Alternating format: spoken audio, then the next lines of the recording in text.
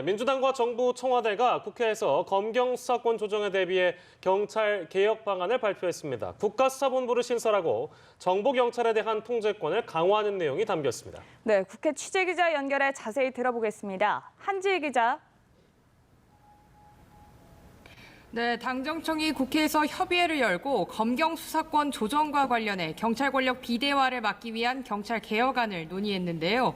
조국 민정수석은 과거 정부와 같은 정보경찰들의 불법 행위가 항구적으로 발생하지 않도록 법을 바꿔야 한다며 수사권 조정에 강한 의지를 드러냈습니다.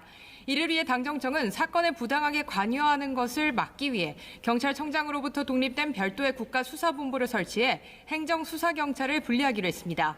행정경찰인 경찰청장이 수사경찰 업무를 총괄하는 국가수사본부장에 대해 구체적 지휘를 원칙적으로 할 수 없도록 구분한 겁니다.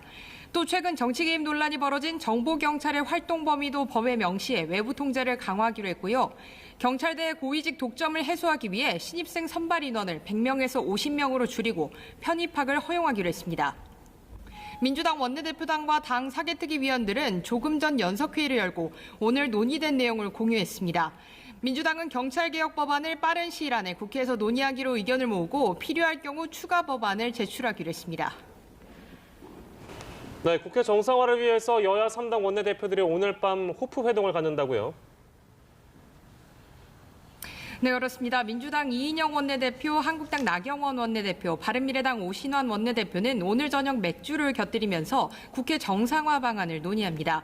민주당 이인영 원내대표는 여야 원내대표가 국회 정상화를 위한 마지막 지혜를 발휘할 시점이라며 맥주 호프가 아니라 희망 호프 미팅이 되길 바란다고 강조했습니다.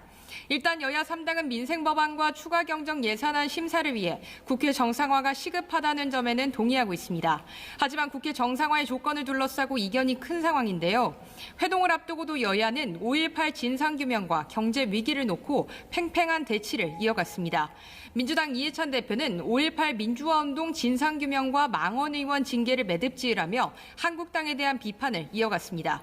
그러면서 여야 3당 원내대표 회동에서 추경안 논의를 주문했습니다. 이에 대해 한국당 나경원 원내대표는 새만금에서 열린 현장 최고위 회의에서 묻지마 추경은 경제 파멸 정책이라고 맞받았습니다.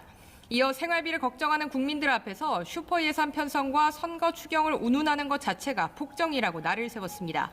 바른미래당 오신환 원내대표는 일회성 이벤트가 아닌 국회 정상화 물꼬를 트는 자리가 되어야 한다고 강조했습니다.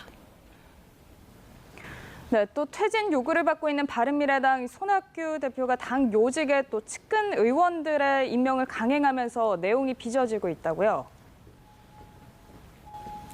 네, 그렇습니다. 당 안팎으로 사퇴 요구를 받고 있는 바른미래당 손학규 대표가 측근들을 당 요직에 임명하면서 바른정당계 최고위원들과 다시 정면 충돌했습니다.